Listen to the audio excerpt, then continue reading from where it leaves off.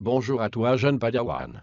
Appuie sur le bouton t'abonner et clique sur la cloche pour être informé de mes prochaines vidéos. Sur ce, à tout de suite. Et donc bonjour à toutes et à tous, j'espère que vous allez bien, pour ma part ça va super. Aujourd'hui on se retrouve pour une nouvelle vidéo. Dans celle-ci on va vous présenter un PC gamer avec un budget de 600 €. Un très bon budget, à ce prix là vous lancerez tous les derniers jeux en 1080p à plus de 60 fps. Au niveau des qualités on sera en élevé voire ultra, donc ça lance du GTA 5, du The Witcher, ça lance vraiment tous les derniers jeux dans de très bonnes conditions pour le prix. Donc à ce prix là je trouve que c'est vraiment une excellente config, donc on se retrouve directement pour les composants.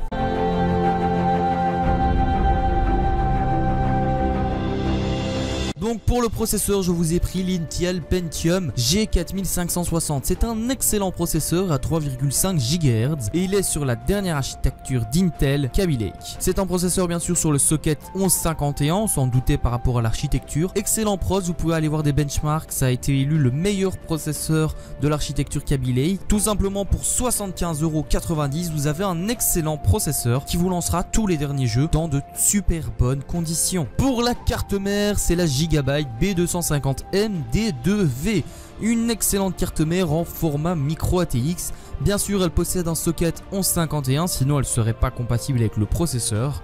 Elle possède un chipset Intel B250, on a des USB 3, ça fait d'elle une excellente carte mère pour 75,90 €. Elle suffira parfaitement pour cette config et ce processeur non overclockable. Pour la RAM, on est parti sur 8 Go de DDR4 en une seule barrette. Alors pourquoi une seule barrette et pas un dual channel? Tout simplement parce que la carte mère ne possède que 2 slots de RAM. Et pour moi, franchement, il vaut mieux mettre une barrette de 8 Go et au futur augmenter en mettant une autre barrette de 8 pour au final avoir 16 Go, plutôt que devoir jeter son dual channel pour pouvoir racheter un dual channel de 16 Go. Donc c'est une RAM en low profile, elle est en PC 17000 en K16 avec 2133 MHz, donc de l'excellente RAM pour 64,80 €. Au niveau de la carte graphique, vous vous demandez sûrement ce que j'ai pu mettre.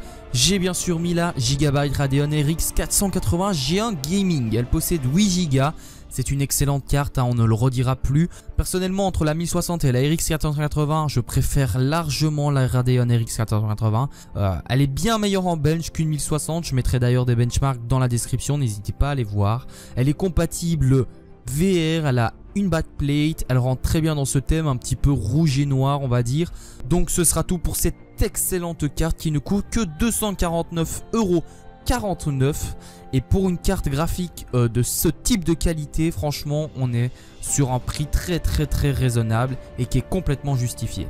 Pour le disque dur, le Western Digital Caviar Blue de 1 Tera. Alors là, encore une fois, vous choisissez le moins cher, soit le Seagate Barracuda, soit le Western Digital Caviar Blue.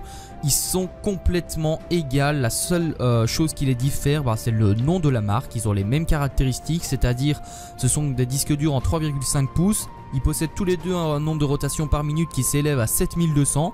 64 MO pour le cache, ils sont en SATA 3. C'est vraiment un excellent disque dur pour 56,90 €. Bien sûr, on ne change pas une équipe qui gagne, hein, que vous partiez chez Seagate ou Western Digital, vous aurez les mêmes performances. Pour le boîtier, je vous ai choisi le BitFenix Nova noir non fenêtré. C'est un boîtier très sobre, très classe. C'est un boîtier de type moyenne tour qui accepte les cartes mères ATX, micro ATX et mini ITX. On a un ventilateur de fourni à l'arrière, on a l'USB 3.0. Ça fait de lui vraiment un excellent boîtier. Tout ça pour 34,90 €. Je pense pas que vous trouverez mieux. Vous pouvez prendre la version fenêtrée bien sûr pour 5 € de plus si je me souviens bien. La seule chose qui va différer, c'est que vous pourrez voir vos composants à travers le boîtier. Au niveau de l'alimentation, 500 watts, c'est beaucoup pour cette config. Elle doit consommer aux environs de 400 watts, peut-être moins. Mais bon, on peut pas prendre moins. En tout cas, ce que j'ai vu dans de la bonne qualité, on ne pouvait pas prendre moins. Donc c'est de l'Aerocool K-Case 500 watts. On est à 80 plus bronze. Donc c'est une alimentation non modulaire et elle s'élève à 49,90 €. Ça fait d'elle une excellente alimentation hein, pour ce prix là. C'est vraiment un super bon rapport qualité-prix. Sur ce les amis, j'espère que cette vidéo vous aura plu. J'espère que si vous avez besoin d'une config à 600 €, j'aurais pu vous aider. Elle vaut vachement le coup. Franchement, si j'aurais des 600, je les mettrais directement parce qu'elle vaut vraiment le coup pour le prix auquel elle était affichée. Elle lance vraiment tous les derniers jeux dans de super bonnes conditions comme je vous l'ai dit. Sur ce, je vous dis à bientôt pour de prochaines vidéos. Bye tout le monde, c'était Aoru.